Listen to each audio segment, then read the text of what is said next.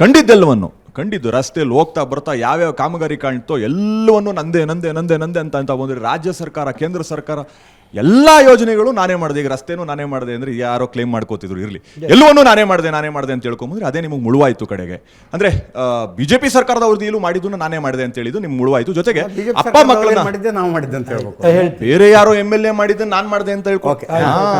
So ಆ ರೀತಿ ಆಯ್ತು. ಕಡೆಗೆ ಡೆಲ್ಲಿಲಿ ಯಾರನ್ನೋ ನಂಬ್ಕೊಂಡು ಅಪ್ಪ ಮಕ್ಕಳನ್ನ ಎದುರಾಕೊಂಡ್ರಿ. ಕಡೆಗೆ ನಿಮಗೆ ಅಧಿಕಾರದ ಅಲ್ಪ ವಿರಾಮದಲ್ಲಿ ಈಗ ನೀವಿದ್ದೀರಿ. ಈಗ ಸದ್ಯಕ್ಕೆ ನಿಮಗೆ ಪ್ರತೀಕಾರದ ಉದ್ದೇಶದಿಂದ ಈಗ ನೀವು ತಿರುಗಾಡ್ತಾ ಇದ್ದೀರಾ. ಪರವಾಗಿಲ್ಲ, ಹೊಡೆದಾಟ ಜಾಸ್ತಿ ನಿಮ್ಮ ನಡೀತಿದೆ ಚೇರಿಗೋಸ್ಕರ. ಅದಕ್ಕೆ ಹೇಳೋದು ಕೇಳಿ, ಇವೊಂದು ಹೇಳ್ತೀನಿ ಯಾವ ವಿಚಾರ ಅಂತ ಹೇಳ್ತೀನಿ. ನಾನು ಮಾಡಿದೆ ಅಂತಿದೆಯಲ್ಲ, ಎಷ್ಟು ರಾಜಕಾರಣಿಗಳು ನಾನು ಮಾಡಿದೆ ಅದು ಕೆಲಸ ಮಾಡಿದೆ ಅಂತ ಹೇಳ್ತೇನೆ. ಹೇಳಿ ನೀವೊಂದು ಹೇಳಿ. ಪ್ರತಾಪ್ ಸಿಂಹ ಮಾಡಿರೋಂಥ ಒಂದು ಯಾವ, ಪ್ಲೀಸ್ ಒಂದು ನಿಮಿಷ ಕೇಳ್ಕೊಳ್ಳಿ.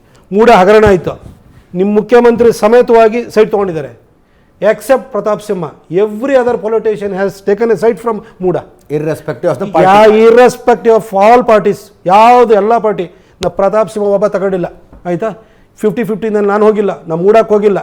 ಆದರೆ ಮೂಡದ ಹತ್ರ 156 ಕೋಟಿ ತೊಗೊಂಡಿದ್ದೀನಿ.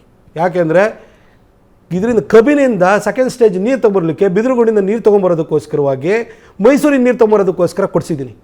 ಔಟರ್ ಪೆರಿಫೆರಲ್ ರಿಂಗ್ ರೋಡನ್ನು ಇವತ್ತು ಪ್ಲಾನ್ ಮಾಡೋದು, ಬೆಂಗಳೂರಿಗೆ ಇವತ್ತಿಲ್ಲ. ನಾನು ಇವತ್ತೇ ಪ್ಲಾನ್ ಮಾಡಿಬಿಟ್ಟು ನಿತಿನ್ ಗಡ್ಕರಿ ಅವ್ರ ಹತ್ರ ಇನ್ ಪ್ರಿನ್ಸಿಪಲ್ ಅಪ್ರೂವಲ್ ತಗೊಂಡು ಅದನ್ನು DPR ಪ್ರಿಪೇರ್ ಮಾಡೋದಕ್ಕೆ 10 ಕೋಟಿ ತೊಗೊಂಬಂದಿನಿ. ಅದು ನಾನು ಮಾಡಿರೋದು.